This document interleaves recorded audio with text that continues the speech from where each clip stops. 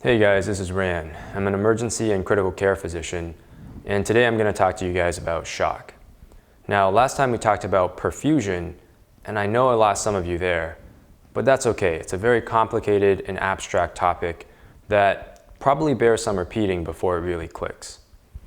So today we're going to use the same pictures, the same analogies as last time to go over 1, what shock is, 2, really talk about the different types of shock, and there are 4 common types that we'll review today. We're going to focus on the physiology because, as you'll see, shock is a really dynamic process. And then lastly, we'll focus on some very basic treatment principle for each of the 4 types of shock. So what is shock? Shock is decreased perfusion. And perfusion is best thought of as the waterfall that feeds the turbines of the organs. The organs harness energy from these waterfalls, and for that to happen, these waterfalls need to have a sufficient height and have a sufficient volume. Perfusion is not something that we can measure directly or easily, but we can measure some of the variables that contribute to perfusion. And these variables are the blood pressure, which is analogous to the height of the waterfall, the cardiac output, and the arterial resistance, and these 2 variables control the flow. One needs to have a minimum necessary blood pressure in order to perfuse high resistance organs. And the kidney is a high resistant organ because it has 2 arterioles. So even if you have a crazy high cardiac output of 25 liters per minute, for example, if you don't have enough blood pressure, high resistant organs like the kidneys won't see any perfusion. And what that means is, in the setting of a low blood pressure, there will be shock. However, the opposite is not true. Having a normal to high blood pressure does not exclude shock. It is totally possible to have a normal to high blood pressure, but still have very minimal flow because of low cardiac output or high arterial resistance. The analogy might be having 2 waterfalls of the same height, 100 meters for example, but one is a trickle and the other is a torrent. The organs can harvest energy from one but not the other because of flow, which we're not very good at measuring. We'll review more of the principles and variables that guide perfusion, but let's just dive into the 4 different types of shock. And this is how I was taught as a med student. It's cute and it's very memorable. Shock, S for septic, H for hypovolemic, O for obstructive, C for cardiogenic, and K for anaphylactic. Though most of us would lump septic and anaphylactic shock into distributive shock because distributive shock, it describes a physiology, whereas sepsis and anaphylaxis are really etiologies. While mnemonics are good as memorization tools, they're not very good at helping you understand. And so here's a different schema, more physiologic schema, to try and illustrate what's happening in these different forms of shock. And this schema is based off the principle that pressure is equal or proportional to flow times resistance. And in the body, that means blood pressure is proportional to cardiac output times arterial resistance. Pathologies that affect cardiac output are manyfold, but include arrhythmias, which is not something we'll talk about today, and also includes changes in the cardiac contractility, and states that decrease cardiac contractility, for example, we would ascribe to or describe as cardiogenic shock. Cardiac output, in most cases, is extremely dependent on preload, and preload itself is affected by several variables, including venous tone, blood volume, and venous resistance. Things that decrease venous tone we would describe as distributive shock. Things that change the blood volume or decrease the blood volume we would describe as hypovolemic shock. Pathologies that increase venous resistance we call obstructive shock. And finally, there are disease states which change the arterial resistance directly, and that too we will also call distributive shock. So let's start with hypovolemic shock, because this is a type of shock that your body's actually programmed to address. And hypovolemic shock is really characterized by low cardiac output from low blood volume. Let's start this discussion on hypovolemic shock by first talking about this abstract concept of preload. Preload is the elastic recoil forces from the veins that drive blood back into the heart. And there are a few variables that affect that. An obvious variable would be the blood volume in the venous system. And that's illustrated here as the blue inside the venous tank. The other variable is what the venous pressure is, and that's illustrated by the height of this venous tank. The height of this venous tank, or the venous pressure, has to exceed the pressure that's already within the heart in order to drive blood into it. And the pressure within the heart that's immediately available to receive the blood is the right atrial pressure. So preload, visually depicted, is actually the hashed lines, which is the amount of blood between the venous pressure and the right atrial pressure. And that is dictated by blood volume, but also by the venous tone. And the venous tone can change by expanding or constricting to drive blood within the heart. And this is illustrated as the base of this venous tank. Blood flow into the heart has to, over time, equal the blood that leaves the heart. And so that's why preload is a major determinant in cardiac output. Now let's talk about hypovolemic shock and what the body does to try and preserve preload. Let's consider a case where a patient is donating blood and has now donated 15% of their blood volume. What would happen? An obvious answer might be that if the patient lost 15% of their blood volume, they've lost 15% of their preload, they've lost 15% of their cardiac output, and therefore they'll lose 15% of the blood pressure. But in reality, nothing really changes. And this is because shock and physiology in general is a very dynamic process. When the body senses that there is a subtle change in cardiac output and preload, the kidneys start to release a lot of renin and angiotensin. And these hormones cause an immediate effect on the venous tone by causing venoconstriction. So the base of the venous tank starts to narrow, and that preserves the venous pressure even though there is a net loss in blood volume. And you can see that in this diagram that the hash lines, the preload, is really minimally changed, and therefore the cardiac output is very minimally changed despite losing a lot of blood. The kidneys also do several other important things, such as increasing the amount of salt and water retention in an effort to conserve fluid losses and preserve blood volume further, though this process takes a little bit more time than changing the venous tone in terms of rescuing someone from hypovolemia. This is part of the reason why one of the earliest signs of hemorrhagic shock is actually the drop in urine output. Now let's take the example a little further. What would happen if the patient donated 30% of their blood volume? And again, the obvious answer might be that the cardiac output would drop by 30%, and so the blood pressure would drop by 30%, but that's not what happens. More renin is now released. There's even more venoconstriction, and so the venous pressure is still preserved, despite a massive loss in blood volume. The hash lines of preload is still minimally changed, and so too is the cardiac output, very minimally changed. The only thing that might be different is that the kidneys are now working in such overtime to conserve salt and water loss that there might be cessation of urine output altogether. The body's probably also releasing a lot more catecholamines at this state because it's sensing a little bit more of the drop in cardiac output and compensates by using these catecholamines to increase the heart rate and thereby preserve the cardiac output. So at 30%, most patients become tachycardic.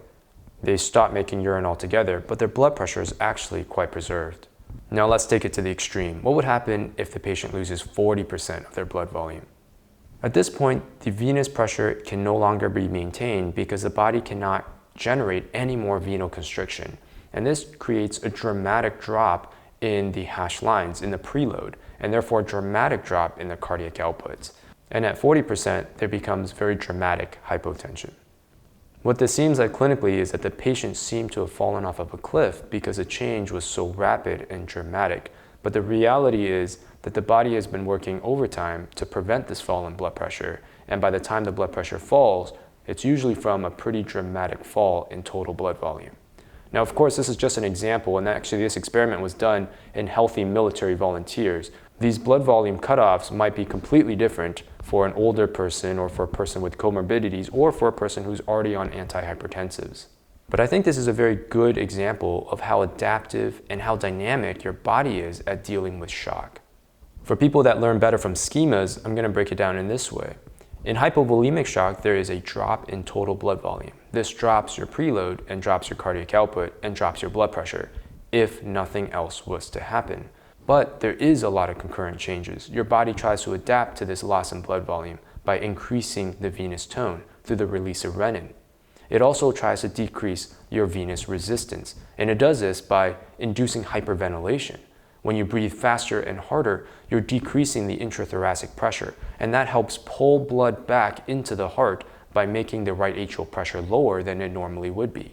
And in more advanced stages of hypovolemia, catecholamines are released, increasing the heart rate and increasing the arterial resistance, all in an effort to mitigate the drop in cardiac output and blood volume and save the blood pressure.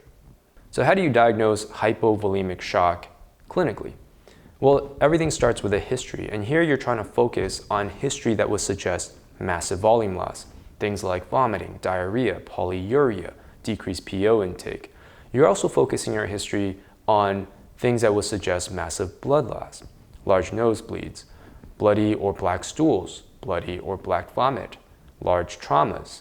And on the physical exam, you're also looking for things that would indicate large blood loss, loss of blood into the chest cavity, the abdominal cavity, the GI tract, even onto the floor. Clinically, patients feel cool. They have decreased or thready pulses. They have very prolonged cap refills. And this is because they have a very low cardiac output and high arterial resistance. And on labs, you might see a drop in hemoglobin if there was large hemorrhage. But the drop in hemoglobin really comes from your body's attempt to mobilize fluid and retain salt and water. So this actually takes some time. It is also possible for someone to be hemorrhaging to death but be bleeding so briskly that their hemoglobin has not yet had time to fall. If you do a bedside ultrasound, you might see a heart that is underfilled. And in this example, you can see that the left ventricular cavity, which is a circle shape, the walls are almost touching because there's very little venous return. How do you manage hypovolemic shock? Well, you start by asking, is there blood loss or is there fluid loss? Because the management is quite different. In blood loss, you should make every attempt to stop bleeding, and you should replace the volume lost with more blood. Giving fluid, salt water, when you're losing blood will actually dilute the proteins necessary to make clots and also dilute the hemoglobin that's necessary for carrying oxygen. However, if you're losing fluid and not blood, such as diarrhea or vomiting, it is preferable to replace that fluid with more salt water or crystalloids, such as lactated ringers or normal saline. A common principle in managing both types of shock is to establish large bore IV access, because this allows for the most rapid replacement of lost volume. And when you are giving volume back, it's important to consider how you're going to do that. It's preferable to put fluids on a pressure bag over gravity because it's faster. And it's preferable to let the fluids hang by gravity than actually to put it through an IV pump, which is actually slower. And an interesting thing about hypovolemic shock is that despite large volume losses, these patients respond to very little volume resuscitation.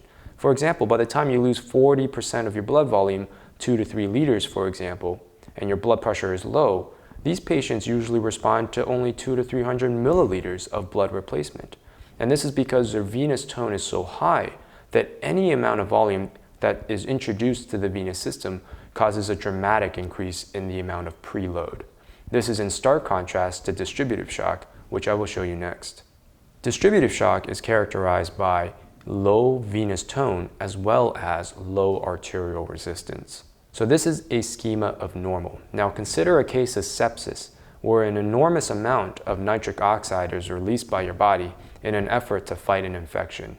Nitric oxide will dilate the venous system as well as dilate the arterial system. And what that would look like is this. The venous tank is now dilated, and so even though the total blood volume has not changed, the venous pressure has fallen dramatically, and preload, the hash lines, has changed dramatically as well. In my schema, I've depicted arterial resistance as spigots in front of each organ. And when the arterial resistance is decreased, these spigots are basically opened. And this steals blood away from high resistance organs like the kidneys and divert them into organs with low resistance, such as a muscle belly, even though you're not using your muscle at that time. And so the muscle really have no use for that blood. And in flowchart form, what that looks like is a drop in venous tone causes a drop in preload, which will drop your cardiac output. And a drop in arterial resistance causes a drop in SVR. And this doubly drops your blood pressure. How do we diagnose distributive shock? Well, it's actually the most common type of shock, because pretty much every shock state will ultimately lead to distributive shock if left untreated. there's only a certain amount of catecholamines that your body stores and can create. And in states of hypoperfusion, organs such as your adrenals might not be working optimally to pump these things out. So if you see hypotension without obvious hypovolemia, without obvious obstruction or cardiogenic causes, then you could presume it to be distributive shock. On exam, these patients feel warm. They might have bounding pulses. They might have flushing. And this is because cardiac output to tissues like the skin and muscles are increased paradoxically rather than decreased in their state of shock. And the other thing that gives it away is signs or symptoms of infection or allergies will frequently allude to the fact that the patient is in distributive shock. So how do we treat vasodistributive shock? Well, if we had drugs that cause selective vasoconstriction, that would be great, but we don't. And so the next best thing is to replace the preload by giving a lot more blood volume. And unlike hypovolemic shock, where there is a dramatic loss in volume, but there is exquisite volume responsiveness, in distributive shock, the patients usually require a very large amount of fluid replacement to demonstrate any appreciable change in their blood pressure. And this is because the venous tone is low, and so the venous tank is enormous. And so it's not uncommon that these patients would require 3 to 6 liters of fluid in order to appreciably change their preload and cardiac output. The other interesting feature about distributive shock is that because there is low arterial resistance, there's very low resistance period to the blood flow leaving the heart. And so the cardiac output will frequently be much higher in distributive shock after adequate volume replacement than is normal. It's not uncommon for septic patients who have received adequate volume resuscitation to have cardiac outputs of 15 liters per minute. And sometimes that 15 liters per minute is enough to overcome the low vascular resistance and restore the blood pressure, but sometimes it is not. And in flowchart form, it looks like this. When you have a drop in your venous tone, there's a drop in your preload, but the body and we as medical professionals try and mitigate that drop by increasing the blood volume through fluid resuscitation. This restores the preload and in some cases increases the preload so that the cardiac output can be normalized to even high. And again, this sometimes can offset the drop in arterial resistance and maintain the blood pressure, but sometimes it's insufficient. Another interesting thing about high cardiac output or distributive shock is that when organs such as the muscles are receiving a lot of blood flow that it doesn't have metabolic need for, it ends up returning the blood rather oxygenated because it didn't need to use the oxygen. And therefore the venous blood seems to be more oxygenated than it normally is. And this is very unique to distributive or high cardiac output shock because all other forms of shock usually manifest with low venous oxygen saturation. Now let's return to our example. What if you've already given this patient 6, now 8 liters of fluid, there's no more responses to the blood pressure and the blood pressure remains low, and now the patient is starting to show us signs of volume overload. What to do next? Well, at this point, you would have to use a vasoconstrictor. Norepinephrine causes arterial constriction and can restore the blood pressure through alpha receptor agonism. And when it's given exogenously, basically closes the spigots so that there's more arterial resistance and increase in blood pressure. And while the blood pressure might be normal and the cardiac output might be normal, there is still some degree of hypoperfusion. And this is because exogenous vasoconstrictors are not as good at what the body can do. The body is very good at directing blood flow to the organs that need it, and therefore can cause selective vasoconstriction. But with exogenous catecholamines, it causes rampant vasoconstriction that's very hard to predict. So in my example, the spigot in front of both the renal arterioles and the muscle arterioles are both halfway closed, even though ideally you would like to have the renal arteriole spigot fully open to optimize its perfusion. Distributive shock is very tricky because even though you can normalize the macro hemodynamics, the blood pressure and the cardiac output, you can still have hypoperfusion at the tissue level. Now let's talk about cardiogenic shock, which is characterized by low cardiac output with a normal to high preload. The truth is, there are a lot of things that can cause cardiogenic shock, and there are a lot of subtypes to cardiogenic shock. Right-sided heart failure, left-sided heart failure, valvular heart disease, pericardial heart disease, restrictive heart disease.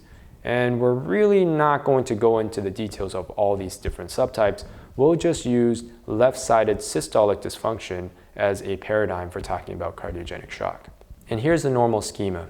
Cardiogenic shock usually starts when the heart, for whatever reason, becomes weaker, whether it's from ischemia, an arrhythmia, dietary indiscretion, medication noncompliance.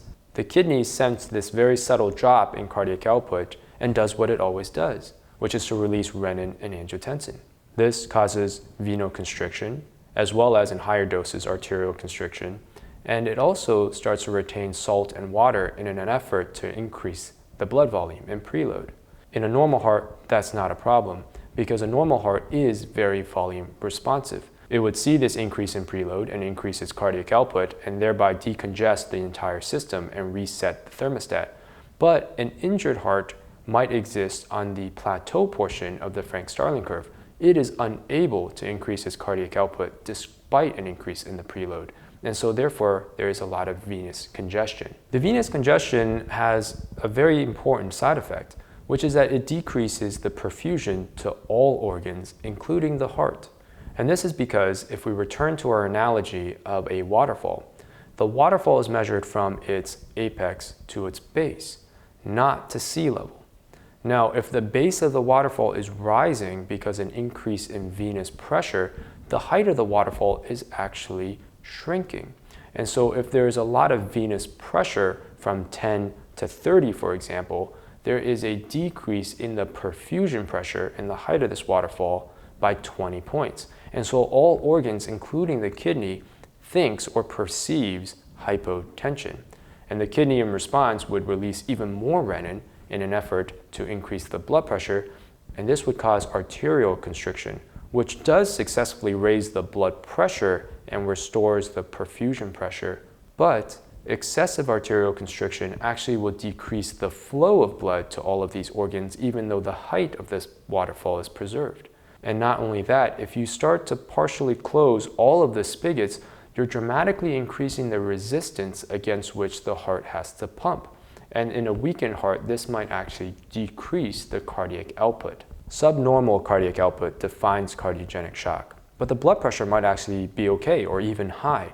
And this is because the arterial resistance is so high that it's able to preserve or overcome the drop in cardiac output. However, if the process continues and the cardiac output falls further, or if there's concurrent vasodistributive shock, then the blood pressure too will fall. Hypotension is particularly harmful in cardiogenic shock because the venous pressure is already so high, so the perfusion pressure is much lower than is actually measured or implicated by the blood pressure. And one organ that is particularly affected by this is the liver. And this is because 75% of the blood flow to the liver comes from the portal vein, which is already a very low pressure system and relies on a pressure gradient between the portal vein and the hepatic vein to generate flow. But if the hepatic vein pressures are high because there's high right atrial pressures, there is a dramatic reduction in the perfusion to the liver. So in flowchart form, it looks like this. A low contractility causes low cardiac output and low blood pressure, but your body tries to offset this by increasing the blood volume and increasing the venous tone to try and increase the preload.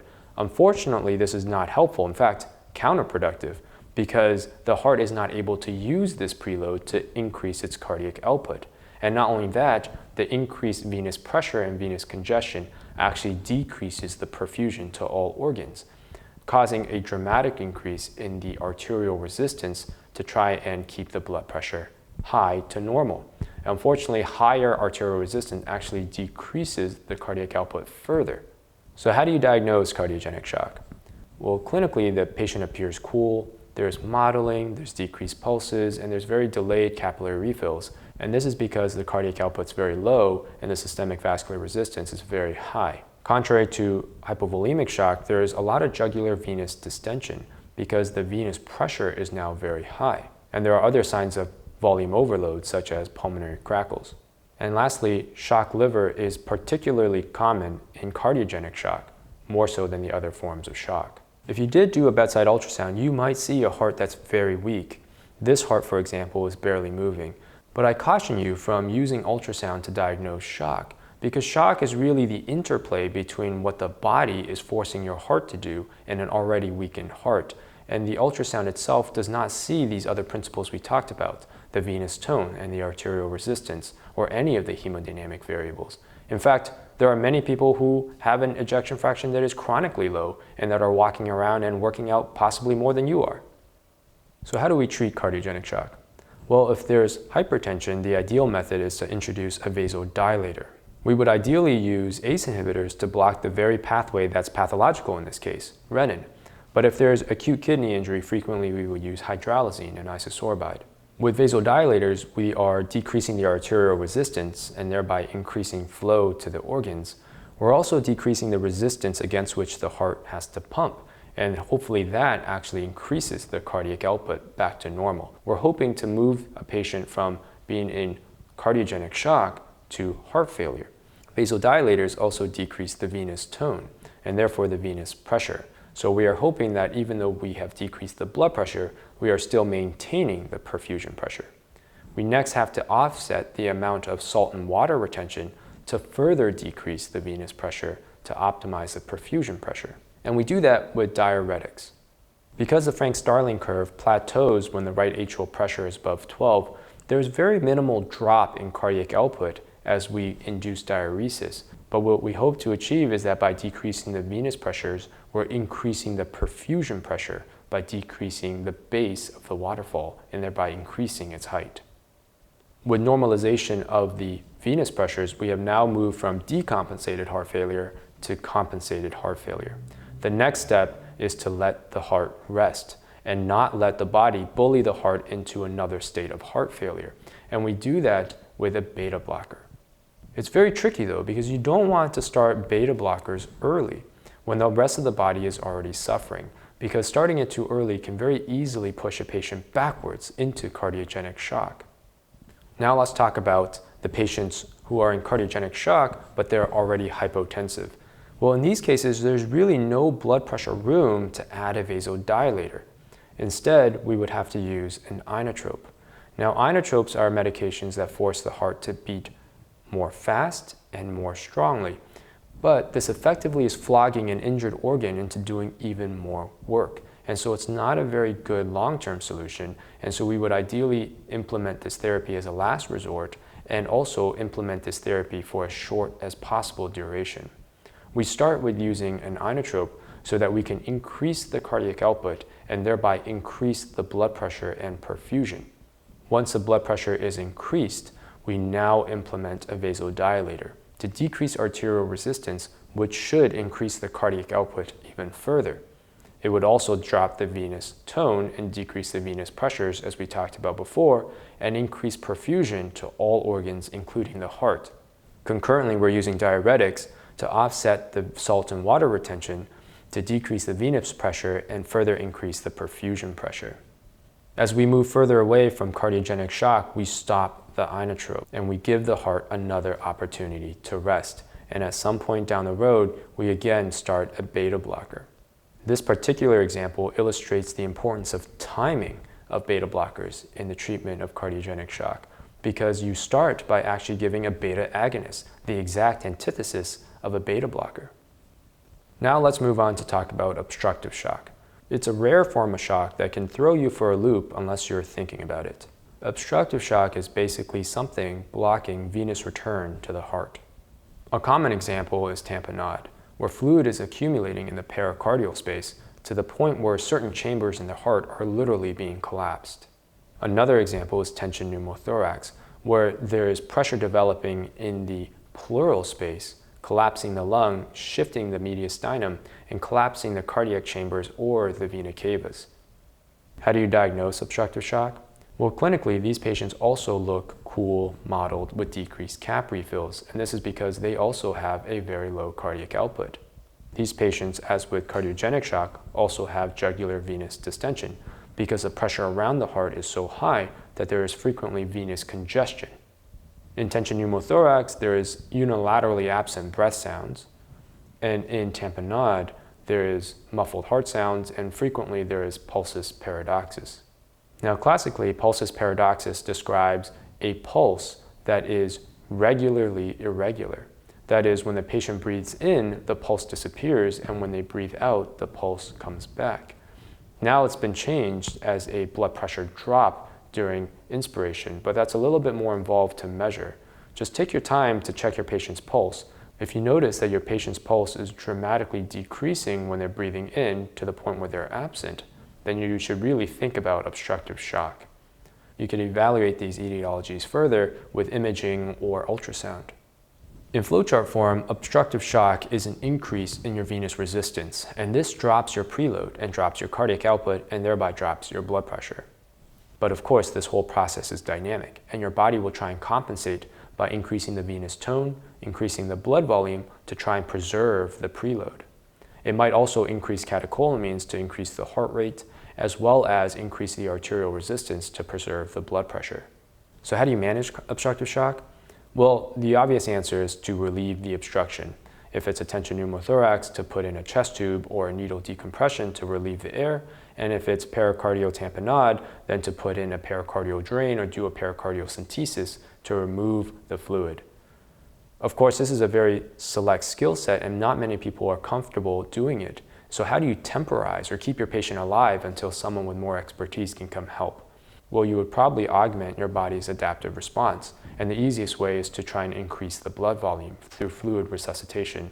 You can also increase the venous tone and arterial tone, as well as the heart rate to further compensate the drop in cardiac output through vasoconstrictors and or inotropes. And there you have it, guys, the 4 types of shock: distributive, hypovolemic, obstructive, and cardiogenic.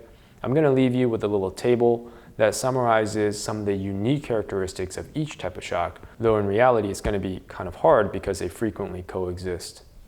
In distributive shock, patients are unusually warm or flushed because they usually have a high cardiac output. And in high cardiac output shock in particular, the venous oxygen saturation is unusually high. The other 3 forms of shock usually appear very cool or mottled with decreased capillary refills. Hypovolemic shock is different from obstructive or cardiogenic shock because there is no jugular venous distension, and they are exquisitely responsive to any form of volume resuscitation.